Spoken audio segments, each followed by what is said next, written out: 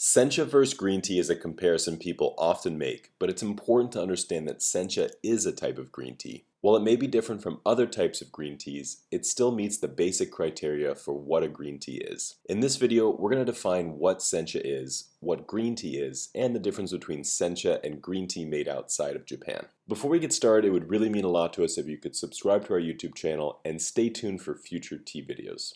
We have hundreds of videos on all sorts of topics related to Japanese green tea, but for this episode, we're going to focus on sencha specifically. Without further ado, let's get started. So before we dive into the difference between sencha and green tea made outside of Japan, let's first begin with one question.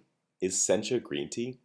The answer is yes. Green tea refers to a tea that is unoxidized, which separates it from black tea, a fully oxidized tea. As soon as the tea leaves are picked, they will begin to oxidize naturally, which will change both the color of the leaves as well as the flavor of the tea. In order to stop this oxidation process, the farmer needs to apply heat to the tea leaves almost immediately after harvest. By applying heat to the tea leaves, the enzymes that cause oxidation are deactivated, and the tea is able to maintain more of its greener, vegetal flavors. The heat also allows the tea leaves to retain their green color, instead of turning brown like black tea leaves. The name green tea refers to the fact that the leaves are green, not the color of the tea itself. So what is sencha then? Sencha is the most common type of tea in Japan, and it represents a diverse category of Japanese green teas. In general, it refers to tea leaves that have been steamed, rolled, and dried. Sometimes it is shaded to produce a sweeter tea, but it doesn't have to be. Premium senchas are typically made from the first harvest, as these leaves are the highest in nutrients, while less expensive sencha teas are made from later harvests. The shading of the tea, the steaming of the tea, and the harvesting of the tea will all determine the type of sencha being produced. Later on, we will discuss the differences between sencha green tea versus regular green tea like Bancha, Kukicha, and so on. Sencha green tea versus green tea made in China. As we mentioned before, heat needs to be applied to the tea leaves after harvest in order to produce a green tea. But what is the difference between sencha and a green tea made in China, for example? In China, the most common way to apply heat to the tea leaves is by roasting them in a hot pan. During this pan roasting process, the tea leaves are imparted with new flavors. The leaves take on these slightly warmer, nutty flavors that you wouldn't find in a Japanese tea like sencha.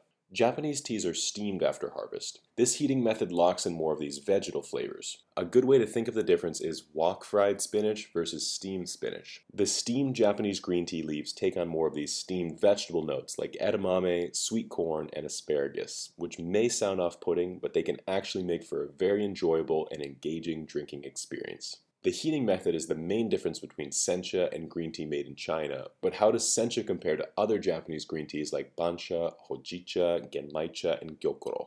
Let's first learn the difference between sencha green tea versus regular green tea in the next section.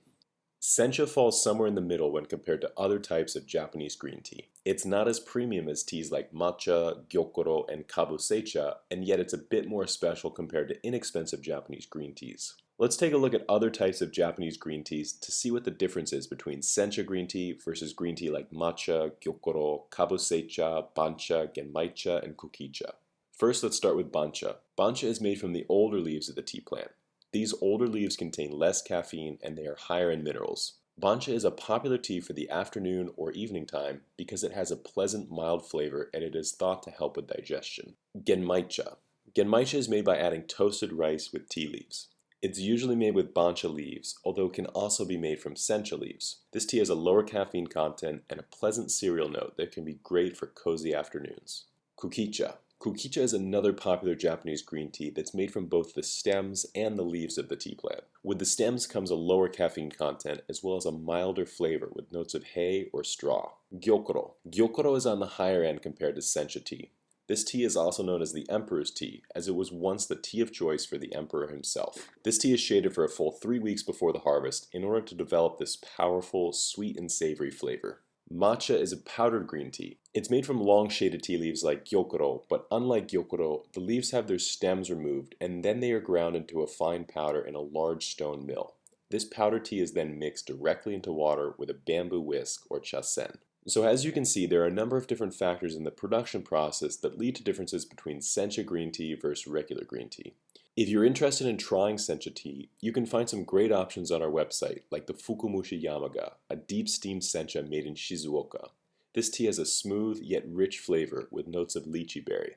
After traveling around Japan for the past few years, we've met with dozens of farmers and sampled hundreds of different sencha teas. Ultimately, we've decided on a small handful and we're proud to share them with people all around the world. If you'd like to try a bunch of teas at once and find out the difference between sencha green tea versus regular green tea, you can check out one of our samplers. When you order tea from us, you're not only helping to support this channel, you're also helping us to support the dozens of talented farmers we work with all around Japan. We hope that by sharing these farmers' stories and their teas with people all around the world, we can help to transition the tea industry into a more positive, sustainable direction. Thank you all so much for taking the time to watch this video. If you have any questions about sencha or green tea in general, please feel free to leave those in the comments below. Until then, we'll see you next time.